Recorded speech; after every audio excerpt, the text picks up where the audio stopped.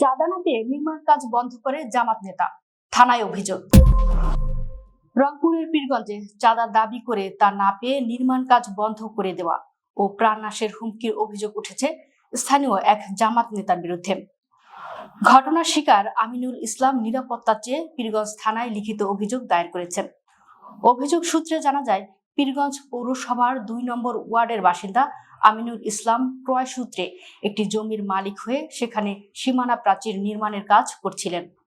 এই কাজ চলাকালে তার কাছে ৫ লাখ টাকা চাঁদা দাবি করেন সানেরহাট ইউনিয়নের ছোট পাহাড়পুর গ্রামের বাসিন্দা ও জামাতে ইসলামের ৮ নম্বর ওয়ার্ড সদস্য বাতেন মিয়া।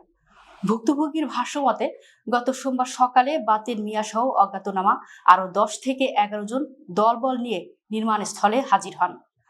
চাঁদা দিতে অস্বীকৃতি জানালে অভিযুক্তরা আমিনুল ইসলাম ও তার পরিবারের সদস্যদের অশ্লীল ভাষায় গালিগালাজ করেন এবং হত্যার হুমকি দেন বলে অভিযোগে উল্লেখ করা হয়েছে।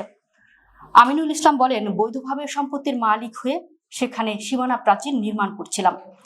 দলীয় প্রভাব খাটিয়ে হত্যার হুমকি দিয়ে জামাত নেতা বাতেন মিয়া আমার নির্মাণ কাজ বন্ধ করে দিয়েছে। এখন আমি নিরাপত্তাহীনতায় ভুগছি। স্থানীয় বাসিন্দা সীমা বেগম, রবিউল মিয়া ও রিপন মিয়া সহ একাধিক ব্যক্তি ঘটনার সত্যতা নিশ্চিত করেছেন। অভিযোগ প্রসঙ্গে জানতে চাইলে বাতেন মিয়া মুঠোফোনে বলেন, আমার যা করণীয় তাই করব, সেটা আপনাকে জানাবো না। তবে পরে তিনি নিজেকে জামাতে ইসলামীর একজন কর্মী হিসেবে পরিচয় দিয়ে চাঁদা দাবির অভিযোগ অস্বীকার করেন। তার দাবি, ভাই বোনের জমি সংক্রান্ত বিরোধ মেটাতে তারা সালিশে গিয়েছিলেন, যেখানে আমিনুলের সঙ্গে বাঘ বিতণ্ডার জেরে তিনিও উত্তেজিত হয়ে ওঠেন। তবে বর্তমানে নির্মাণ কাজ বন্ধ থাকার বিষয়টি স্বীকার করেন তিনি। উপজেলা জামাতের আমির মিজানুর রহমান অভিযোগ প্রসঙ্গে বলেন, বিষয়টি নজরে এলে খতিয়ে দেখা হবে। পীরগঞ্জ থানার ভারপ্রাপ্ত কর্মকর্তা নাজমুল হক জানান, অভিযোগ পাওয়ার পর পুলিশ ইতোমধ্যে ঘটনাস্থল পরিদর্শন করেছে এবং তদন্ত সাপেক্ষে আইনি ব্যবস্থা নেওয়া হবে।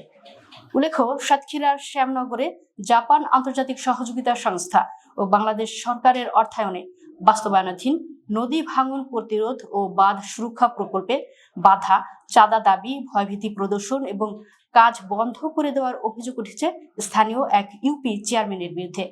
অভিযুক্ত ওই চেয়ারম্যান উপজেলা জামাতে ইসলামীর শুরা ও কর্ম পরিষদ সদস্য বলেও জানিয়েছে সংশ্লিষ্ট কর্তৃপক্ষ। অভিযুক্ত হাজী মোহাম্মদ নজরুল ইসলাম শ্যামনগর উপজেলার ৯ নম্বর বুড়ি গোয়ালিনী ইউনিয়ন পরিষদের চেয়ারম্যান। তার বিরুদ্ধে সরকারি উন্নয়ন প্রকল্প হস্তক্ষেপ, শ্রমিকদের ভয়ভীতি দেখানো, প্রকল্প কার্যালয়ে হামলার হুমকি, চাঁদা দাবি এবং কর্মকর্তা কর্মচারীদের প্রাণনাশের হুমকি দেওয়ার অভিযোগ করেছে বাংলাদেশ পানি উন্নয়ন বোর্ড।